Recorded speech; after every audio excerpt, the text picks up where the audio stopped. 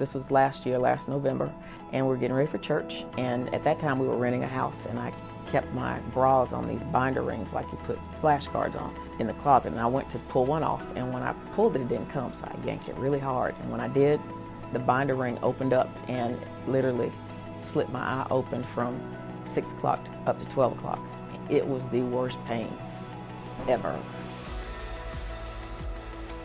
I'm an artist and all, I mean, it just, like paint started. I mean, it's like everything ran together and then it went gray and it black. And it didn't register to me that I could lose my eyeball or my sight. My husband dropped me off here at Callahan, and I walk in and I can't see too good, so he told me, the ER doctor said, you know, you're gonna see a big red and white sign overhead, and just, you know, follow that sign, and that's where the eye trauma center is. Well, when I walk in, I don't see anything overhead, but there's this plaque or something on the wall, and I'm like feeling it and reading it, and it says Helen Keller Center for the Blind or something. I'm like, oh. So I'm doing like a wall slide. When my husband comes in, I'm like crying on the floor. He's like, what's going on? I go, I'm gonna lose my eyes.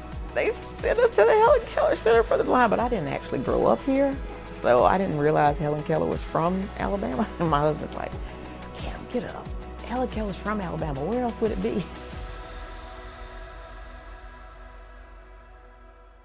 Miss Garner had a terrible injury where our initial concern was that her retina was damaged, and so the retinal surgeons asked me to put a plastic cornea over the injured cornea so that they could carefully inspect the retina and the inside of the eye. We also repaired a cornea, replaced it with a natural cornea from the Alabama Eye Bank. The cornea is the clear window on the front part of the eye. And if that window is damaged or scratched or cloudy for any reason, then you don't see well out of the eye. It's the same thing as if you have a scratched windshield or a broken windshield in your car. If the windshield in your car isn't clear, then you can't see to drive the car. The car is not functional. In the same way, if there's some problem with the cornea, the whole eye doesn't work. And there are lots of things that can go wrong with the cornea. You can have trauma to the cornea, you can have a broken windshield or scratched windshield. There are diseases that cause the cornea to become cloudy or non-functional. You can have had prior eye surgery that causes the cornea to stop working. There are lots and lots of things that can cloud the windshield, and fortunately we can fix that with corneal replacement surgery. One of the best things about being an eye surgeon is you get to help people see. It's a great thing. It's probably the best thing that I do in my life is help people see. But of course that's what you do as an eye donor, is you help people see. If you donate your eyes to somebody else, you have more or less the absolute certainty of the knowledge that you're helping that person see, which is really a great thing to know. Dr. Parker saved my sight, and there's no gift you would like to be able to give a gift or something to say thank you, but I mean, you can't do that. There's nothing that, but this is my way of giving back. I mean, if I can, I mean, he's awesome. I'm thankful. I'm incredibly blessed to have had those doctors treating me.